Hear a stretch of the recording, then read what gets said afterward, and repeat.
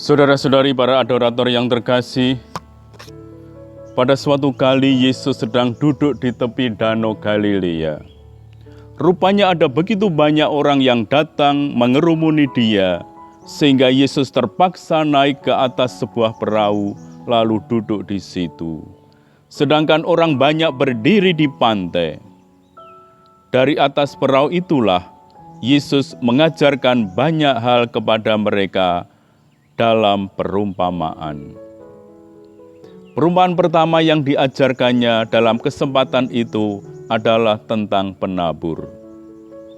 Di tengah perumpamaan ini, para murid datang dan bertanya, "Mengapa engkau berkata kepada mereka dengan perumpamaan?" Yesus menyampaikan alasan kepada mereka. Ia membuat pembedaan antara para muridnya dan orang luar. Kepada mereka, ia telah memberikan rahasia kerajaan surga. Sedang kepada orang luar, ia menyampaikan segala sesuatu dalam perumpamaan. Karena siapa yang mempunyai, kepadanya akan diberi sehingga kelimpahan. Tetapi siapa yang tidak mempunyai, apapun yang ia miliki akan diambil. Kerajaan Allah telah hadir. Benih telah ditaburkan dan kekuatannya sedang bekerja. Dalam sabda dan perbuatan Yesus, apa yang diwartakannya sedang berlangsung. Penyembuhan adalah lambang keselamatan. Pengusiran setan adalah bukti kekuasaan Allah. Pengampunan dosa merupakan ungkapan kasih ilahi. Mereka yang mempunyai mata iman dapat menyaksikan semuanya ini. Hanya sedikit orang yang dapat memahami rahasia ini. Bagi mereka yang tidak termasuk murid-murid Yesus, yang disebut orang-orang luar, segala sesuatu masih merupakan rahasia. Hal ini memang disengaja supaya sekalipun mereka melihat, mereka tidak memahami. Sekalipun memang mendengar, mereka tidak mengerti, supaya mereka jangan berbalik dan diberi pengampunan. Kita bandingkan dari kitab Yesaya bab 6 ayat 9-10. Apa maksud Yesus mengutip kitab Yesaya tersebut?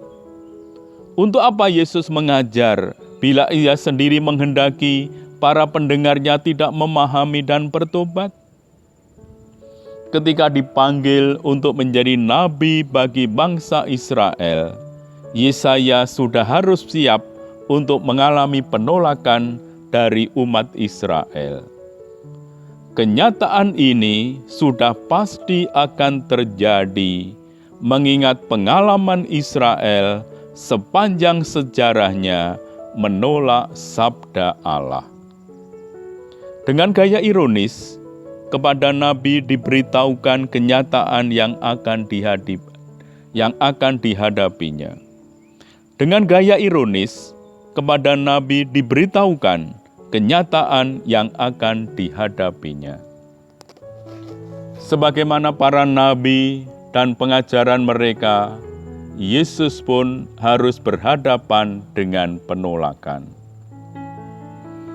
Kisah tentang penabur ini sebenarnya terdiri dari 3 bagian. Bagian pertama, Tuhan Yesus menyampaikan perumpamaan tentang penabur kepada banyak orang, termasuk ke-12 murid. Bagian kedua, terdapat diskusi antara Yesus dengan para murid tentang penggunaan perumpamaan dalam pengajaran Yesus. Pada bagian ketiga, Tuhan Yesus menyampaikan penjelasan tentang perumpamaan itu hanya kepada murid-muridnya saja. Seorang penabur keluar untuk menabur di ladang. Benih yang ia tabur jatuh di berbagai keadaan tanah yang berbeda. Perlu kita ketahui bahwa pada zaman itu di Palestina, orang baru membajak ladang setelah benih ditaburkan. Hal ini menjelaskan apa yang terjadi pada benih-benih itu. Setelah mengatakan perumpamaan itu, Yesus menjelaskan arti perumpamaan tentang penabur itu kepada para murid-Nya saja. Benih yang ditaburkan oleh penabur itu adalah firman. Tetapi siapa penaburnya? Apakah ia itu Allah atau Yesus yang menaburkan benih firman bahwa kerajaan Allah sudah dekat? Atau para rasul yang menabur firman Injil? Dengan tidak memberi penjelasan mengenai hal itu, Yesus membuat perumpamaan ini diterapkan dalam berbagai situasi di mana firman Allah diwartakan. Penjelasan Yesus terutama diarahkan pada berbagai jenis tanah, tempat jatuhnya benih-benih firman yang melambangkan berbagai tanggapan terhadap firman yang diwartakan. Pertama, benih yang jatuh di pinggir jalan. Di antara orang-orang yang mendengar firman tentang kerajaan surga, mereka adalah pendengar yang tidak pernah menaruh perhatian pada firman Allah, sehingga firman itu sama sekali tidak meresapinya. Iblis datang dan mengambil firman itu seperti burung yang mematuk benih yang jatuh di pinggir jalan. Kedua, benih yang jatuh di tanah yang berbatu-batu. Mereka adalah orang yang mendengar firman itu dan menerimanya dengan gembira, tetapi tidak berakar dan hanya bertahan sebentar. Tetapi bila terjadi penindasan atau penganiayaan karena firman itu, mereka dengan mudah meninggalkannya. Mereka murtad. Ia tidak sungguh-sungguh percaya pada firman itu, sehingga sedikit kesulitan saja sudah cukup menjadi alasan baginya untuk tidak percaya lagi. Ketiga, benih yang jatuh di tengah semak duri. Orang-orang ini mendengar firman Allah, tetapi seolah-olah firman itu tidak cukup memberi pengharapan dan tidak cukup bernilai baginya. Kekhawatiran dunia dengan mudah membuatnya mengabaikan firman itu, dan bagi mereka hal-hal duniawi lebih bernilai, sehingga dengan mudah mereka tidak mempedulikan firman itu. Sekalipun mereka telah mendengarkannya, firman itu tidak ada pengaruhnya untuk mereka. Demikianlah kekhawatiran dunia ini dan tipu daya kekayaan menghimpit firman itu sehingga tidak berbuah. Keempat, benih yang jatuh di tanah subur. Yesus tidak memberi banyak penjelasan mengenai benih ini.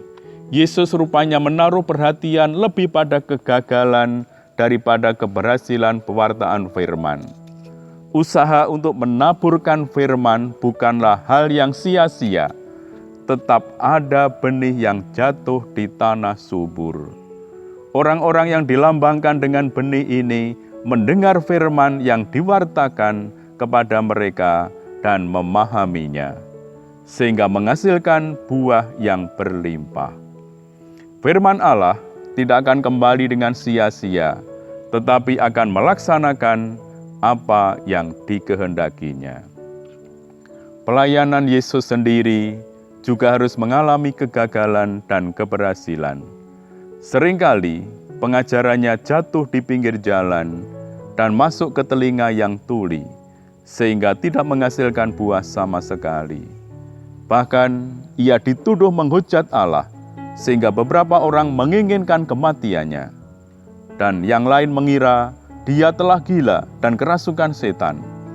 Walaupun demikian, semakin lama semakin banyak orang mendengarkan firman Yesus dan percaya kepadanya. Para saudara, benih yang ditaburkan melambangkan firman Allah dan berbagai keadaan tanah melambangkan keadaan orang-orang yang mendengarkan firman itu. Memang, setiap benih memerlukan tanah yang subur untuk tumbuh. Sebaik apapun benih yang ditaburkan, tidak akan dapat tumbuh kalau tanahnya tidak subur. Demikian juga firman Allah yang ditaburkan ke dalam diri para pendengar perlu mendapatkan tanah yang subur. Semoga kita dengan tekun mendengarkan sabda Tuhan, tekun beradorasi mendengarkan suara kasih-Nya, kita sungguh-sungguh menjadi tanah yang subur bagi bertumbuhnya firman Allah. Amin.